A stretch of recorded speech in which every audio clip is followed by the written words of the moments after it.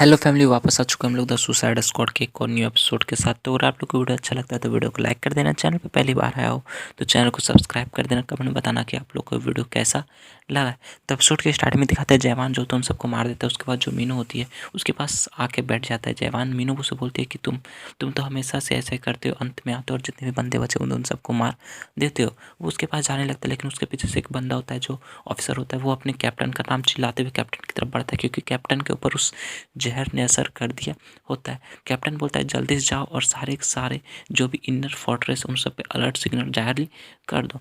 मीनू जो थी वो जयवान से बोलती है कि प्लीज़ मुझे मार दो, जिससे पहले कि मैं एक हैवान बन जाऊं या फिर मैं इससे पहले खुद ब खुद मर जाऊं, तो मुझे मार दो। उसके बाद सुनने के बाद जयवान काफ़ी ज़्यादा शौक हो जाता है। बोलता है कि आखिर ये जो लड़की है, ये लड़की मुझे पहले डेड बॉडी की तरह लगती थी, लेकिन अचानक से ये मुझे एक इंसान के तौर पर क्यों लगने लगी। पता नहीं ऐसा क्यों हो रहा है, लेकिन धीरे धीरे सब कुछ बदलता जा रहा है। अचानक से मुझे ऐसा क्यों फील होने लगा, लेकिन फिर भी जो भी बात हुई है आखिरकार मरने वाला ही है और अब मैं इसे बचा नहीं सकता। साथ ही वो अपनी स्वॉर्ड पे हाथ लगाता है और उसे निकाल के मीनू की तरफ चलाने लगता है और बोलता है कि मैं जिस रास्ते में जा रहा हूँ उधर इमोशंस की कोई भी जगह नहीं है। अब मुझे करना ही होगा, अब मुझे इस लड़की को मारना ही होगा, क्योंकि इस लड़की ने खुद ही मुझे बोला है कि मार डालो। वो उसके मारने ही वाला होता है, तभी उसका हाथ जो होती है पीछे से उसकी आंटी पकड़ लेती, बोलती कि थोड़ी देर के लिए रुक जा, प्लीज़ 1 मिनट के लिए रुक जा, अभी लेट नहीं हुआ, हो सकता है कि मीनू हो वो बच सकती है। लेकिन उसको एक पीछे से ऑफिसर पकड़ के घिसने लगता है। बोलते हैं कि मैडम आप हमारे साथ आइए, आपको मेडिकल फैसिलिटी में जाना होगा, मेडिकल हॉस्पिटल में जाना होगा। बोलती है कि प्लीज़ थोड़ी देर के लिए रुक जाओ, प्लीज़ इसे मत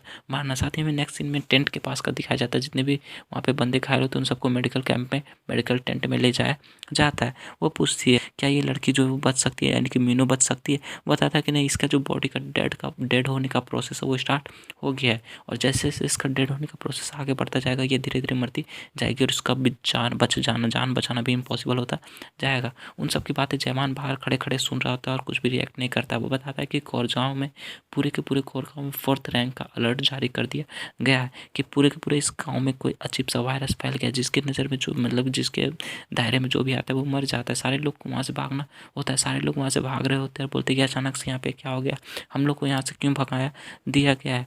सारे ऑफिसर्स लोग उन सबको भगा रहे होते हैं। एक जो बंदा होता है उस गांव का, वो एक ऑफिसर्स के पास आता है, बोलता है कि हम लोग को यहाँ से क्यों निकाला जा रहा है, अचानक से ऐसा नोटिस क्यों जारी कर दिया गया है। लेकिन वो जो ऑफिसर होता है उस पर भी उस एसिड का यानी कि जहर का असर हो जाता है और वो भी एक मॉन्स्टर बन जाता है। वो पीछे की तरफ मुड़ता है और उन सारे बंदे भी जो भी वहाँ से भाग नहीं रहे होते या फिर भागने की कोशिश कर रहे होते हैं उन सबको मारना स्टार्ट कर देता है। और वहाँ पे बहुत सारे मॉन्स्टर इसी तरह के बन जाते हैं जो कि लोगों को मारना स्टार्ट कर देते हैं। फिर हमें थोड़ी देर बाद का सीन दिखाया जाता है, वहाँ पे कुछ बंदे आते हैं जो कि शायद रेस्क्यू टीम के होते हैं। वो लोग वहाँ पे आते हैं और जितने भी मॉन्स्टर होते हैं उन सबको मारना स्टार्ट कर देते हैं और उन सबको मारने के बाद वो लोग सीधा के सीधा उन टेंट की तरफ बढ़ना स्टार्ट कर देता है। जयवान अंदर झाँक के देख रहा होता है, तो जो आंटी होती है वो मीनू के पास बैठी होती है, बोलती कि शायद तुम वही बंदे हो जिसके बारे में मीनू ने मुझे बताया था, तुमने इसको रिजेक्ट कर दिया था और बताया था कि तुम इस जगह के रूल्स को नहीं मानते और जैसे मन वैसे चलते रहते हो और तुम इस दुनिया को अपने नज़रिए से देखते हो और तुम्हारे नज़र में बहुत सारे इंसान अलग हैं, यानी कि तुम अलग और सारे के सारे बाकी इंसान अलग हैं। मुझे तुम्हारे से लोग एक और बंदा मिला था जो कि बिल्कुल तुम्हारे ही जैसा था, लेकिन फिर भी जो भी लोग यहाँ पे आते हैं वो यहाँ पे क्यों आते पता है, और वो इस जगह के रूल्स को अडेप्ट क्यों कर लेते, जैसा ढाल होता है वैसे ढूल खुद को ढाल क्यों लेते पता है, क्योंकि वो बेवकूफ़ नहीं होते। वो लोग ऐसा इसलिए करते हैं क्योंकि उन लोग के पास और कोई चॉइस नहीं होता। जैन बोलता है कि हाँ ऐसी बात है, उन लोग के पास भी अगर हिम्मत होता तो वो लोग भी कुछ कर सकते थे। वो बोलती कि ऐसी बात नहीं है, तुम्हें क्या लगता है कि हम लोग में किस बात की हिम्मत नहीं, तुम बताओ कि किस बात की हिम्मत नहीं है। जवान बोलता है कि इस बात की हिम्मत नहीं है कि आप लोग उस चीज़ को सही सही नहीं देख पा रहे जो असल में है, और जहाँ पे हम लोग को जाना है, जो हम लोग को करना है वो आप लोग कर ही नहीं रहे और बस यहीं पे उलझ के रह जा रहे हो। वो औरत काफ़ी ज़्यादा गुस्सा आ जाती है, बोलती कि तुम्हें लग रहा होगा कि हम लोग ऐसा नहीं कर सकते और ऐसा नहीं करना चाहते, लेकिन हम लोग करना चाहते हैं। लेकिन हो सकता है तुम सही भी बोल रहे हो कि हम लोग के अंदर उतनी हिम्मत नहीं, उतनी करेज नहीं है कि हम लोग वैसा कर सकें जो कि तुम सोच रहे हो, वैसा हम लोग नहीं कर सकते।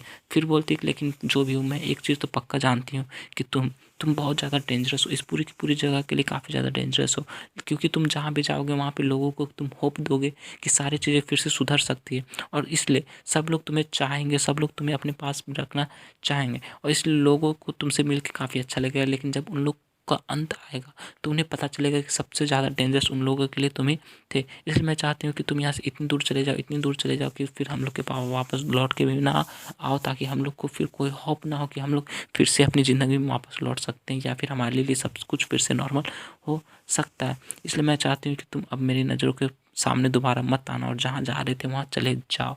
और साथ ही कि उसे वो काफ़ी ज़्यादा उल्टा सीधा बोलना स्टार्ट कर देती। जयवान वहाँ चुपचाप उसकी बातों को सुन रहा था लेकिन वो कुछ भी नहीं कहता। फिर हमें नेक्स्ट रूम यानी बगल के रूम का एक सीन दिखाया जाता है जहाँ पे कैप्टन लेटा होता है। वहाँ पे एक डॉक्टर आता है, बोलता है कि हम लोग के पास जितने मेडिसिन थे वो सारे के सारे खत्म हो गए, अब हम लोग क्या करेंगे। बताता है कि मास्टर को थोड़ी देर के लिए हम लोग ने स्टेबलाइज कर दिया लेकिन अब हम लोग के पास ज़्यादा मेडिसिन नहीं बचा हुआ है, इसलिए हम लोग को लगता नहीं कि हम लोग मास्टर को कैप्टन को ज़्यादा देर तक बचा पाएंगे। जितने भी ऑफिसर्स होते हैं वो चिल्ला के बोलता है, मतलब जो हेड ऑफिसर होता है चिल्ला के बोलता है कि जाओ जितने भी मेडिसिन हम लोग के पास बचा है उन सबको ले आओ, हम लोग को अपने ऑफिसर को कैप्टन को बचाना है। वो सारे बोलते हैं यस मास्टर। वो लोग वहाँ से जाते हैं और जो सिंह होते हैं उन सबको कूट कूट के मेडिसिन बना रहे होते हैं। वो जवान जो होता है बोलते हैं अच्छा तो ये जो सिंह है हॉर्न बीस्ट का सिंह है उसका इसलिए यूज किया जाता है क्योंकि वो एक मेडिसिन के तौर पे यूज किया जा सकता है। वो लोग उस मेडिसिन को अपने कैप्टन को खिलाते हैं लेकिन उस मेडिसिन का उस पर कोई भी असर नहीं होता। वो लोग बोलते हैं कि ये तो एक 3 सिंग वाले बीस्ट का हॉर्न था लेकिन फिर भी इससे हम अपने मास्टर को प्यूरीफाई नहीं कर पा रहे, आखिर हम लोग का मास्टर साथ क्या हो रहा है। मास्टर थोड़ी देर तक और अपने आप को संभालो, हम लोग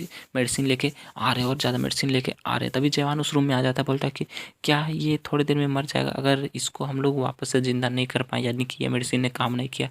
तो ये सुन के वो जो ऑफिसर होता है वो काफ़ी ज़्यादा गुस्सा हो जाता है, चिल्लाके बोलता है कि तुम्हें क्या लगता है हम लोग यहाँ पे मजाक कर रहे हैं, हम लोग यहाँ पे एक्टिंग कर रहे हो, तुम इतनी सीरियस जगह पे आके ऐसे क्यों बात कर रहे हो, मैं तो तुम्हें मार डालूंगा। लेकिन जवान उस कैप्टन यानी कि जिसके ऊपर जहर का असर होता है उसके पास जाता है, उसको उसके कपड़े से पकड़ के उठा लेता है और बोलता है कि उठो उठो मुझे तुमसे कुछ क्वेश्चन पूछना है। साथ ही वो उसे थप्पड़ मारना स्टार्ट कर देता है, उसे जगाना स्टार्ट कर देता है। ये देख कर जो ऑफिसर होता है हेड ऑफिसर हेड गार्ड होता है वो चिल्ला बोलता है आखिर तुम यहाँ क्या कह रहे हो हमारे कैप्टन के साथ, तुम ऐसा कैसे कर सकते हो। लेकिन तभी वो सारे के सारे बंदे जो भी वहाँ पे होते काफ़ी ज़्यादा शॉक हो जाते हैं, काफ़ी ज़्यादा रो रहे होते हैं, वो शॉक हो जाते हैं क्योंकि उनका कैप्टन जो होता है वो आँख खोल लेता है और बोलता है जवान जवान मैं तुमसे एक रिक्वेस्ट करता हूँ प्लीज़ मुझे मार डालो। उसकी बात सुनने के बाद जवान भी काफ़ी ज़्यादा शॉक हो जाता है, बोलता है कि तुम मुझे मतलब क्यों चाहते हो कि मैं तुम्हें मार डालूं। बोलता है कि क्योंकि तुम ही हो जो मुझे मार सकते हो। जवान बोलता है कि लोग जब ऐसे सिचुएशन में होते जब वो मरने वाले होते तो वो लोग ऐसे बंदे को खोजते हैं जो कि उन्हें बचा सके, लेकिन तुम ऐसा क्यों चाहते हो कि तुम हे मैं मार डालूं, तुम अपनी मौत क्यों चाहते हो।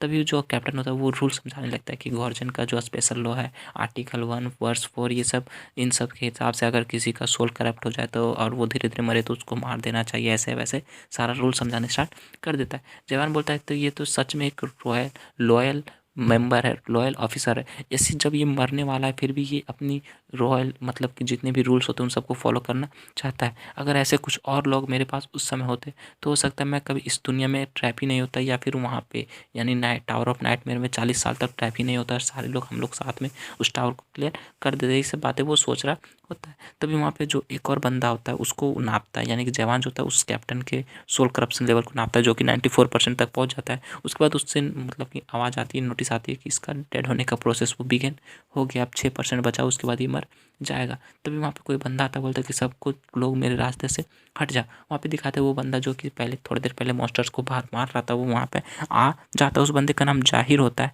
वो एक 5th स्टेज का एडेप्टर होता है जो कि एंटी डेड एक्सट्रेशन स्क्वाड यानी कि डीमन एक्सट्रेशन स्क्वाड का कैप्टन होता है। वो वहाँ पे आ जाता है। ये देख के जो हेड गार्ड होता है वो काफ़ी ज़्यादा शॉक होता है, बोलता है कि ये तो डेड एक्सटर्मिनेशन स्क्वाड के कैप्टन है, ये यहाँ पे क्या कर रहा है। वो कैप्टन जो होता है जाहिर होता है वहाँ पे आ जाता है, बोलता है कि हमारे कॉर्जोन के जो स्पेशल लॉ है आर्टिकल 1 वर्स 4 उसके हिसाब से अगर कोई बंदा है जिसके ऊपर जहर का असर हुआ और ये पूरे हमारे शहर को गांव को तबाह कर रहा है, उसमें काम मतलब कि तबाही में हाथ मत आ रहा है तो उसको मार देना चाहिए था। इसलिए मैं यहाँ पे उसे मारने आया हूँ, वो भी अपने हाथों से। और इसी के साथ जो हमारा ये एपिसोड था इस एपिसोड को भी यहीं पे ख़त्म करते हैं। तो अगर आप लोग का एक्सप्लेनेशन अच्छा लगा हो तो वीडियो को लाइक कर देना, चैनल पे पहली बार आया हो तो चैनल को याद से सब्सक्राइब कर देना, कमेंट में बताना कि आप लोग को वीडियो कैसा लगा। तो मिलते हैं नेक्स्ट वीडियो साथ, तक के लिए bye bye, stay happy, spread love.